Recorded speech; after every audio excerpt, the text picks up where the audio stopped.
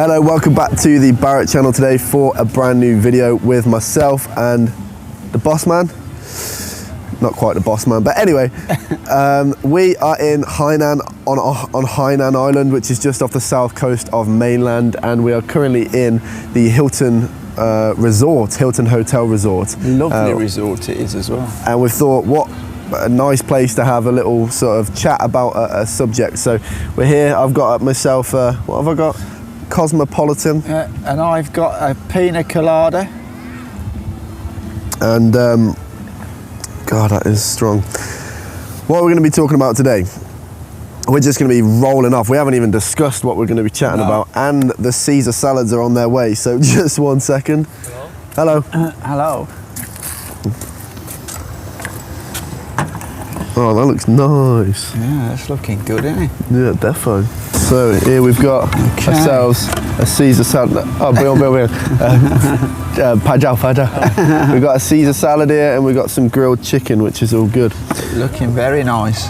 Oh yeah. 这个房间号不对，不对。反了，6061。We are 6016, aren't we? 6001. 6001. I think so. Then it's Ollie here, he's trying to charge our bill to another room. Ain't good, is it, mate? You're trying to have the hotel over, are you, Trying mate? to bill it to the wrong room, aren't I? So, what we're going to be talking about? We're going to be talking about, this is something has become very apparent since we've been living here, that the difference in generations, the generation gap of the people is massive, not in terms of age, but in terms of the mindset of people.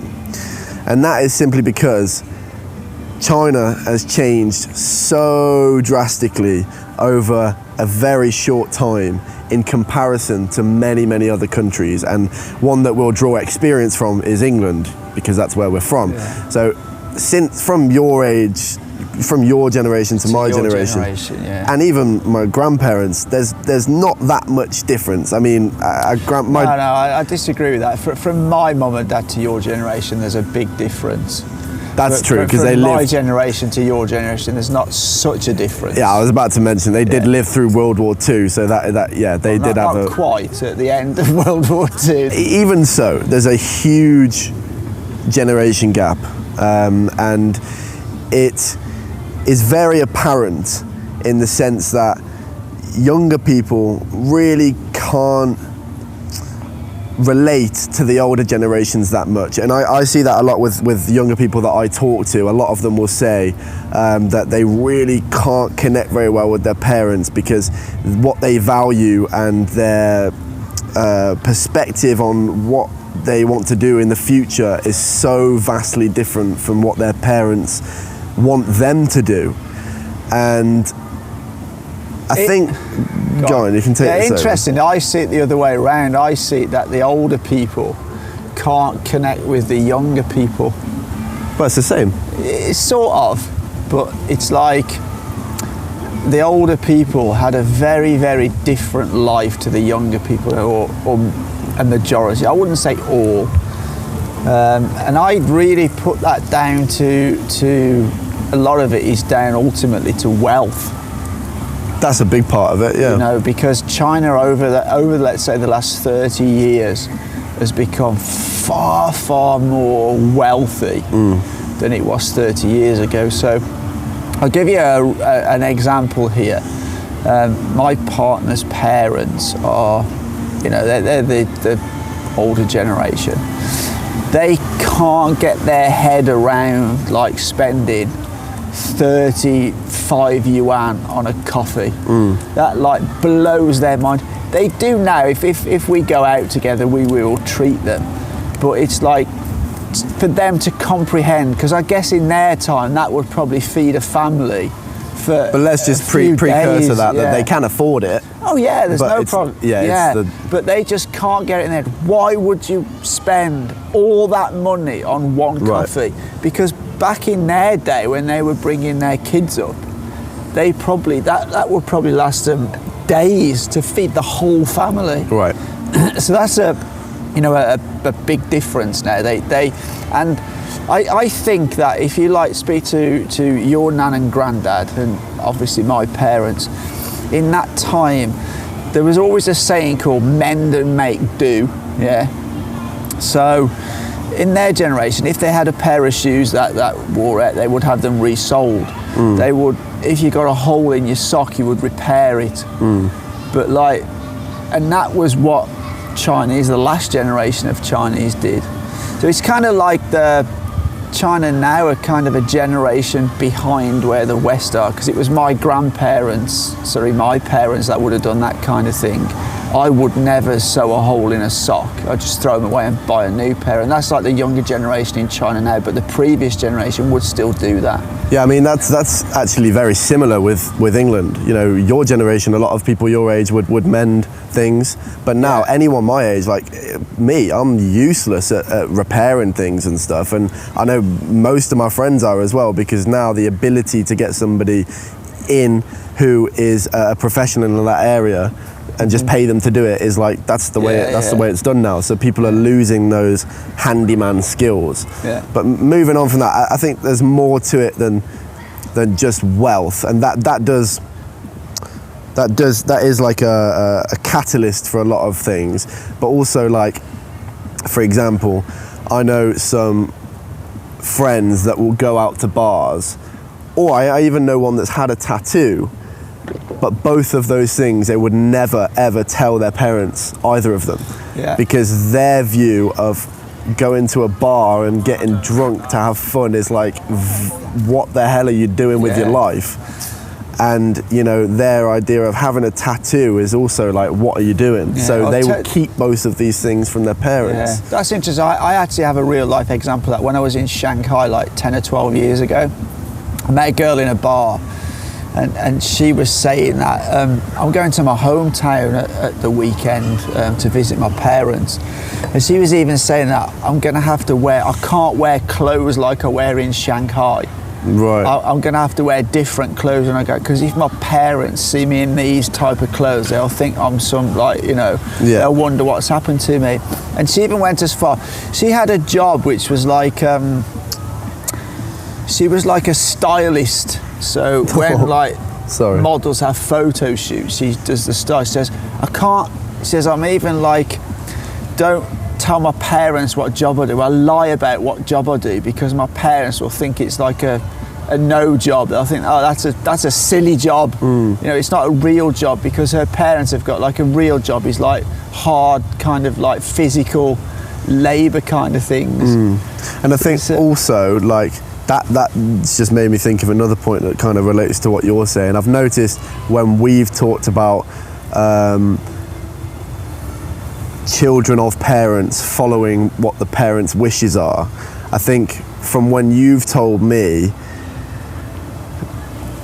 people will not go against what their parents say. Oh, absolutely. I mean, people here, younger, well, not even just younger people. I've spoken to people in their 40s here.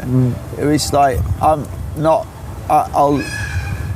do what my parents suggest. Yeah, but what I was going to say was, like, I've noticed a lot of people that I've circled with is that they will go against what their parents would say. So maybe since it's been more open to the outside world,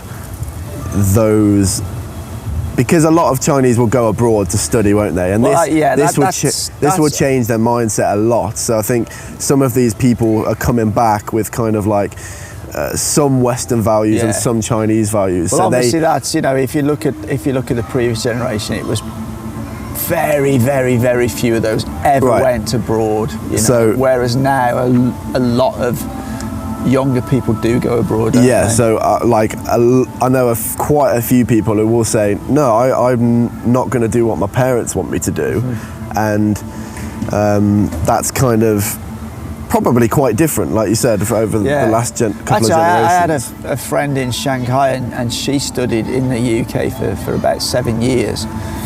And when she came back, she actually married an English guy, but they lived in Shanghai and they had a child.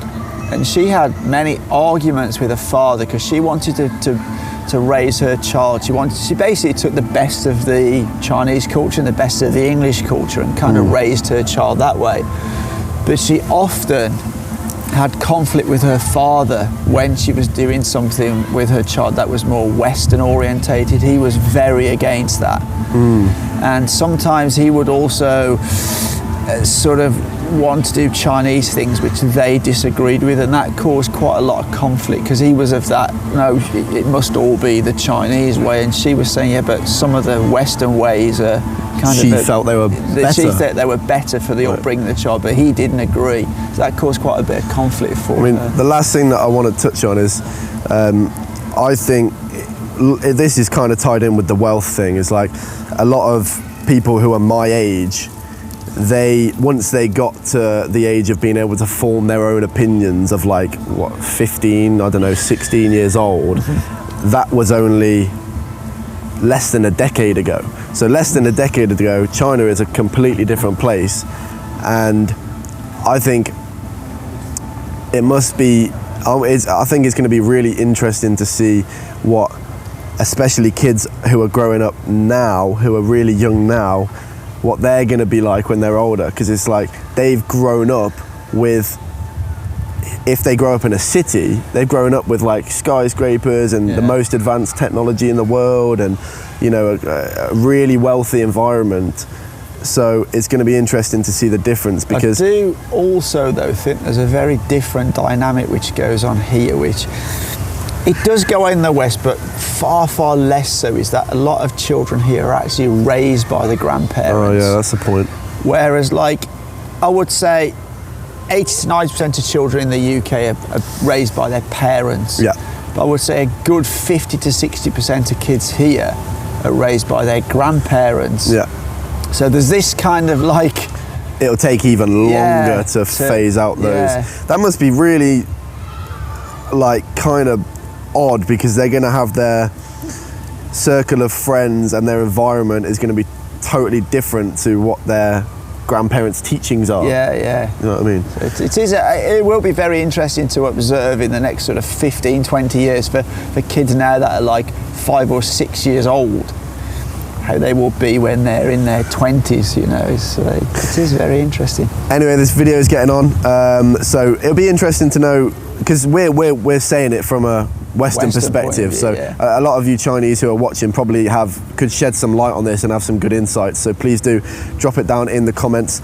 And if you did like this kind of chat along the pool front here, please do drop a like. We're going to eat our Caesar salad now, because I've seen flies all over it, so I ain't too happy about that. But anyway, we will see you in the next one. For now, everybody, take care.